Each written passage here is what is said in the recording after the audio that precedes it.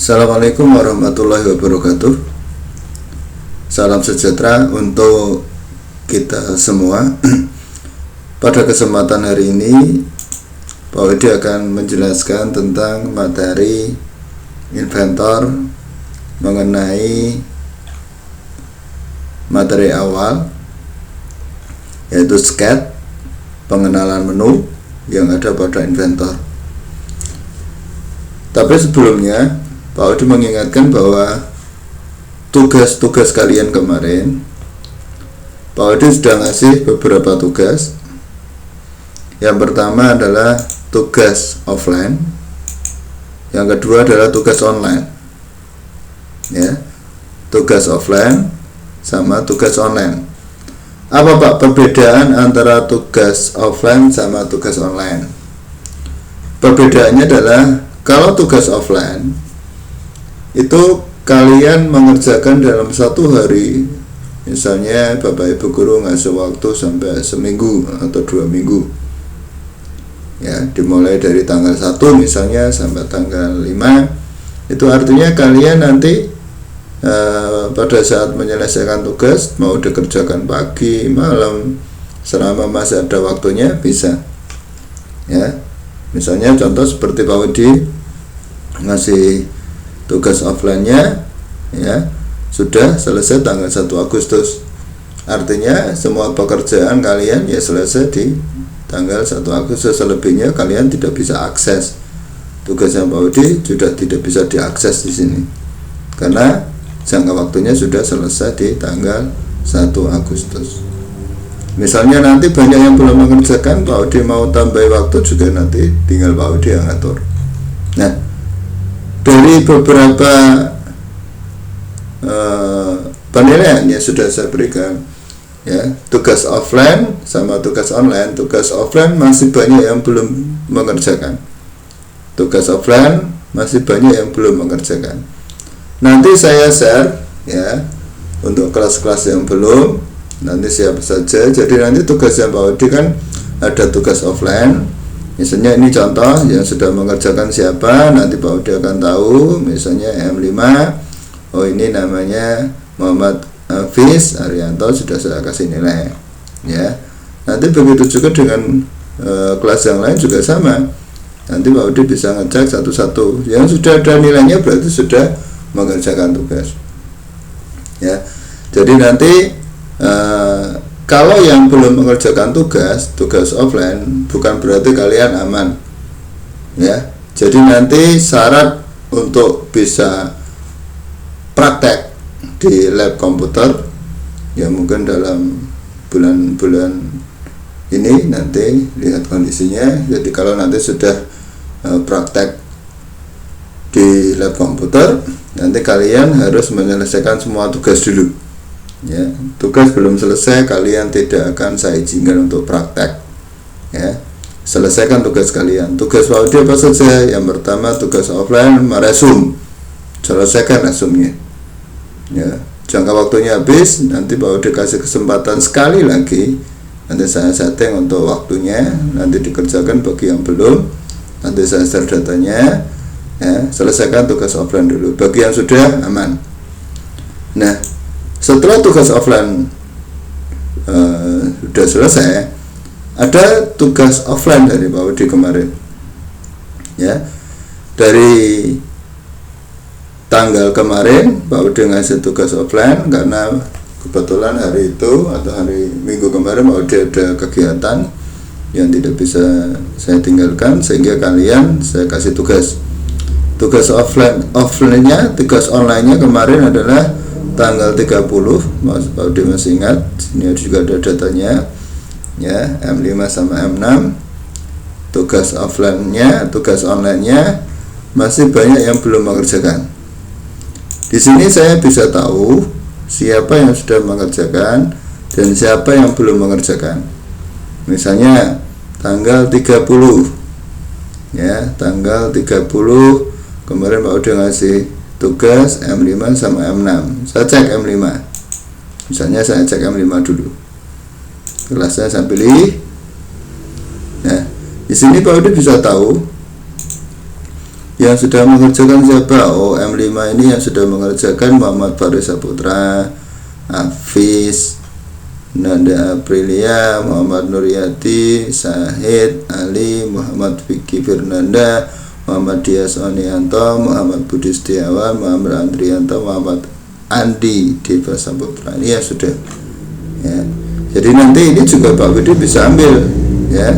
Saya bisa lihat nilai kalian, nilainya, atau yang sudah mengerjakan siapa saja nanti bisa saya tunjukkan, nanti akan saya share ke kalian, ya. Ini saya tunjukkan. Ini yang M5 dulu, nanti M6 ada lagi. Dan di sini Pak Budi bisa tahu yang sudah ujian siapa, ya. Oh, ini yang sudah ujian. Ya, sudah ujian. Tanggalnya Pak Budi akan tahu, mulai tanggal sama jamnya berapa Pak Budi akan tahu. Ini yang belum ujian, ini kelihatan. Yang belum ujian siapa saja, ya. Jadi kalian tidak bisa nih Pak Budi, Pak saya udah ujian, di sini kelihatan karena ujian online itu pas. Jadi tadi Pak Budi menyebutkan adalah bahwa ujian offline sama online itu beda. Kalau ujian online, ya, ujian online kalian benar-benar hanya Pak Budi kasih waktu durasi berapa menit, misalnya dari jam 8 sampai jam 10. Selebihnya itu kalian tidak bisa mengerjakan.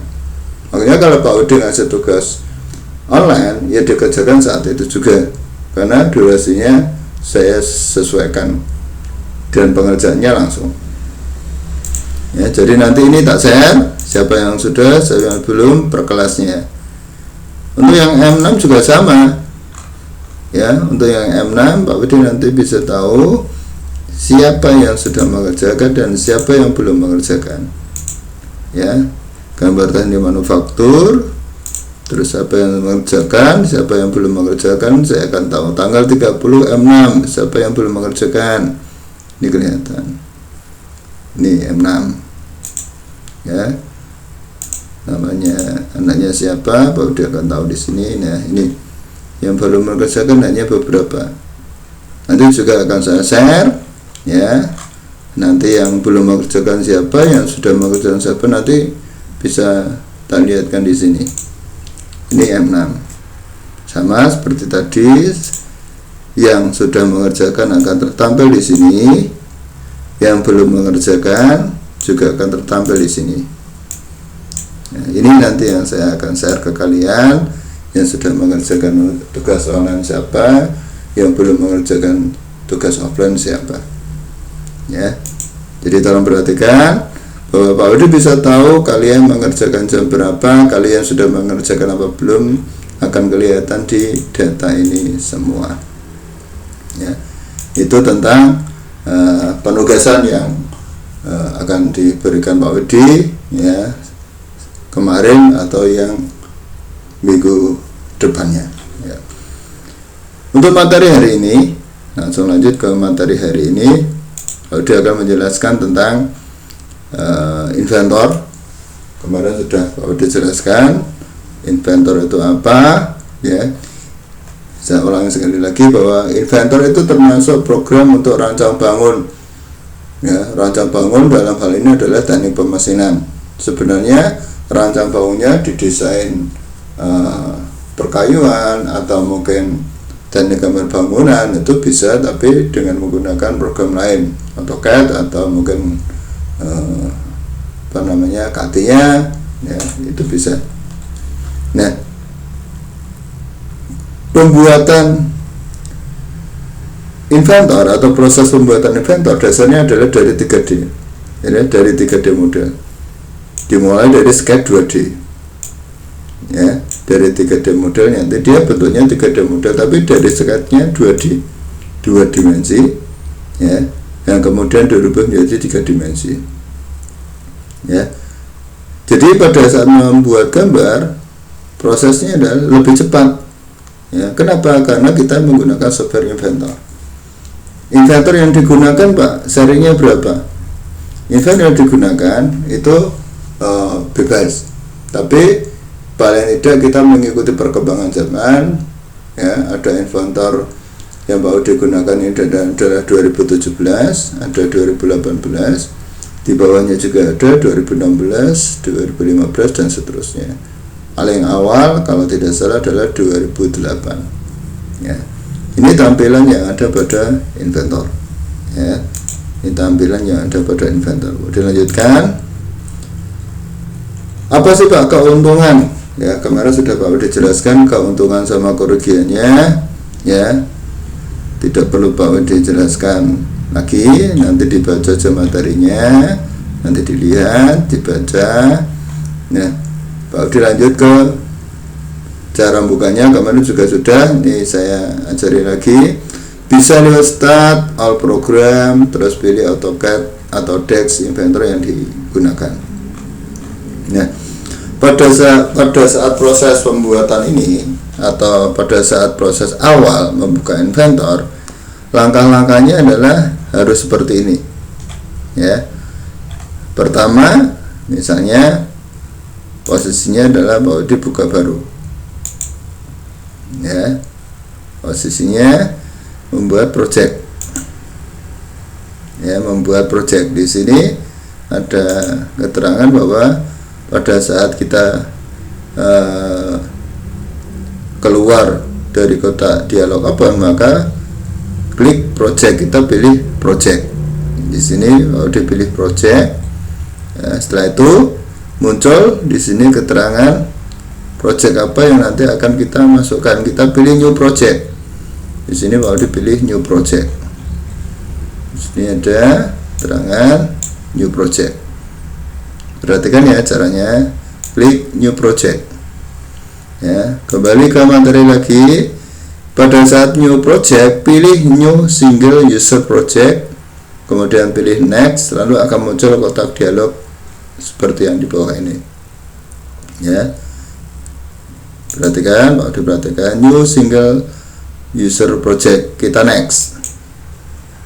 Nah, pada saat muncul seperti ini, perhatikan, ya, kita rubah namanya. Ya, kita rubah namanya sesuai yang kita inginkan aja. Ya, misalnya Pak Udi kasih nama projectnya adalah latihan Inventor. Ya, latihan Inventor misalnya. Ya. Setelah ditulis, misalnya di sini sudah dipilih, ya, setelah ditulis dengan judulnya tadi, setelah itu kita next. Ya, kita next, kemudian kita finish. Ya, ya, di sini latihan Inventor sudah muncul di sini. Ya, kita done. Ya, posisinya kita done. Ini proses untuk membuka awal pada saat kita mau menggunakan Inventor. Ya. Terus selanjutnya pada saat nanti kita setelah project jadi, ya, jadi project kita sudah jadi. Setelah kita project jadi, maka kita akan pilih template di sini. Kita menggunakan satuan apa? Satuan English, inci, atau metrik. Ya, kita pilih metrik aja. Ya, pada saat pilih metrik ini ada pilihan. Ini namanya template. Ya, di sini ada pilihan namanya template. Jadi pada saat kalian nanti milih metrik, nanti ada pilihan banyak. Namanya template di sini. Apa itu template? Ya, seperti wadah atau tempat untuk kita menggambar Inventor. Jadi Inventor itu beda seperti AutoCAD. Inventor itu beda seperti AutoCAD. Kalau AutoCAD, ya, kalau AutoCAD itu gak ada istilahnya wadah-wadahnya yang satu, ya, wadahnya satu. Tidak ada untuk membuat 3D seperti apa, untuk 2D seperti apa, ya wadahnya cuma satu layar aja, ya, satu tempat. Tapi kalau untuk Inventor, dia ada beberapa template di sini. Ya, ada beberapa template atau wadah pada saat kita mau menggambar. Ya, nah pada saat kita memilih wadah, kita harus tahu fungsi wadah itu seperti apa, ya. Template yang ada pada inventor itu apa saja, ya. Template yang ada inventor ada 7. 1. Sheet metal IPT, 2. Standar DWG, 3. Standar IAM, 4. Standar IDW, 5. Standar IPN, 6. Standar IPT, dan 7. Webman IAM. Ya, masing-masing punya fungsi, ya, masing-masing punya fungsi. Misalnya kita yang pertama adalah namanya sheet metal IPT. Sheet metal IPT. Misalnya di sini Pak Udi pilih metrik, kemudian pilih sheet metal IPT, kita pilih sheet metal IPT di bagian bawah di sini. Nah, di sini ada sheet metal IPT. Maka pada saat kita mau menggambar, kita akan ditujukan bahwa sheet metal IPT adalah fungsinya adalah untuk membuat gambar atau part yang berjenis metal. Metal di sini adalah plat-plat besi yang modelnya tekuan. Misalnya apa namanya? Plat L dibentuk semacam U, ya. Itu nanti bentuknya akan seperti ini. Dan kita harus mengeklik atau memilih yang namanya sheet metal milimeter IPT. Bukan asal kita pilih sembarangan, karena ada wadahnya sendiri tadi. Jadi saya ulangi, sheet metal IPT fungsinya untuk membuat bidang kerja baru untuk part atau komponen berjenis metal seperti benda-benda yang terbuat dari plat. Benda-benda yang terbuat dari plat besi yang bisa ditekuk, ya. Jadi contohnya seperti ini tadi, modelnya nanti seperti ini. Ya, setelah kita pilih metrik sheet metal IPT, muncul preview di sini, kita create, ya. Kita create, kita tunggu sebentar. Maka area drawing kita, ya, area drawing Audi posisinya akan seperti ini, ya. Posisinya akan seperti ini atau gambarnya akan seperti ini. Nanti untuk proses gambarnya seperti apa, nanti Pak Udi jelaskan. Ini yang Pak Udi sebut sebagai sheet metal IPT. Yang kedua, standar DWG. Standar DWG di sini untuk membuat benda kerja baru, tapi gambarnya versi 2 dimensi. Ya, standar DWG ini istilahnya adalah dari AutoCAD yang kita buka, ya, dari AutoCAD yang kita buka. Anggap aja nanti masuknya di file yang ada AutoCAD-nya, bisa kita buka lewat sini, ya, bisa kita buka lewat sini. Misalnya Pak Udi punya apa namanya file AutoCAD, misalnya kita cari, misalnya punya file AutoCAD, mungkin kita bisa membuka file AutoCAD-nya, kita cari file AutoCAD-nya di sini, ya. Kalau tidak ada file AutoCAD-nya, kita nggak bisa buka. Di sini harus ada file AutoCAD-nya. Di sini Pak Udi belum menyiapkan untuk file AutoCAD-nya, ya, belum Pak Udi siapkan untuk file AutoCAD-nya, jadi belum bisa Pak Udi buka, ya, karena Pak Udi menyiapkan untuk yang inventor aja, ya. Itu proses dari apa namanya inventor.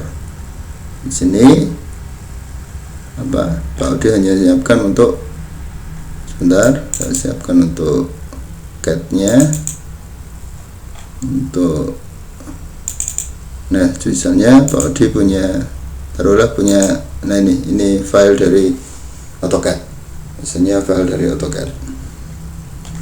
File dari AutoCAD bisa dibuka di inventor juga, ya, tapi mungkin dengan proses yang agak lama karena dia harus dirender, ya, seperti ini jadinya kalau kita membuka file AutoCAD, ya. Misalnya kita buka lagi dengan posisi 3 dimensi sama, nanti bentuknya seperti ini. jadinya seperti ini. Artinya kita bisa membuka file DWG, ini namanya file DWG atau file AutoCAD, yang langsung kita buka menggunakan Inventor, tapi hasilnya tidak sempurna. Lanjut lagi, standar IAM ya. Standar IAM adalah untuk membuat bidang kerja baru, gambarnya adalah assembly atau perakitan ya. Seperti apa Pak assembly atau perakitan? Misalnya Pak Udi kasih contoh assembly-nya seperti ini ya. Misalnya ini bentuk assembly-nya, ini dari perpatnya ya, perpatnya seperti ini. Pada saat di assembly-nya seperti ini, pada saat di assembly seperti ini ya. Jadi ini perpatnya, ini perpatnya. Nah setelah di assembling seperti ini prosesnya. Setelah di assembling adalah seperti ini. Nah ini misalnya pada saat kita sudah siapkan seperti ini bisa kita jalankan sebenarnya. Seperti ini kita bisa jalankan, lihat prosesnya. Kalau sudah dirakit bentuknya seperti apa akan keluar. Ini misalnya bornya saya lepas, ini juga saya lepas, ininya saya lepas ke atas, bautnya saya lepas, ini juga saya lepas, ini juga saya lepas, jangan lepas semua. Inilah proses yang sudah disebut sebagai assembling atau perakitan ya, assembling atau perakitan. Lanjut lagi. Nah standar IDW tadi, yang tadi standar IAM ada ini tadi IAM, posisinya adalah proses perakitan yang IAM tadi, ini namanya IAM. Dan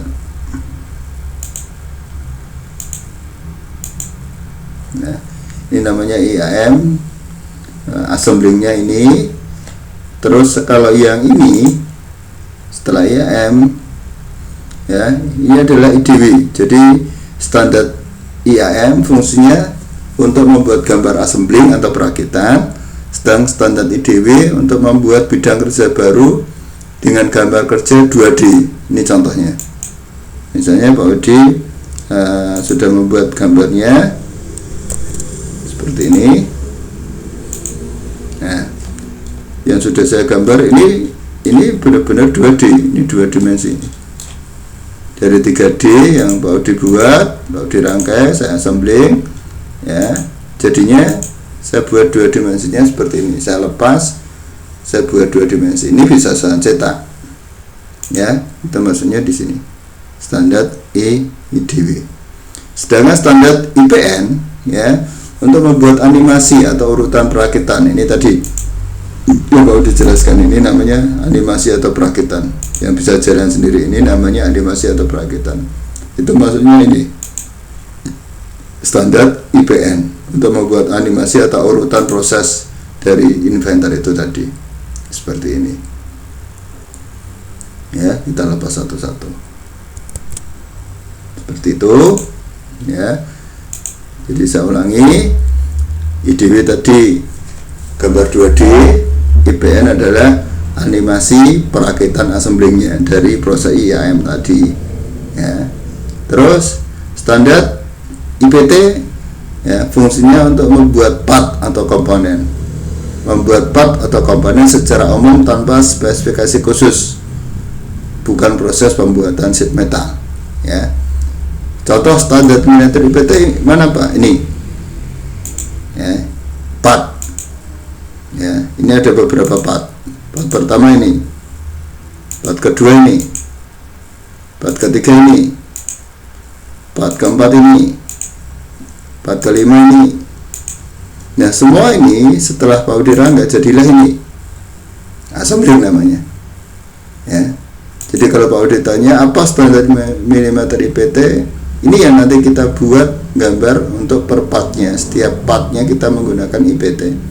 Tapi kalau sudah di assembling namanya adalah standar IAM. Assembling yang dianimasikan namanya adalah IPN ya. Sedangkan Sedangkan Webman IAM yang terakhir adalah untuk pembuatan assembly tapi proses pengelasan. Ya, besok Pak Udi jelaskan secara keseluruhan. Jadi saya ulangi sekali lagi sebelum saya tutup, bahwa nanti yang akan kalian pelajari adalah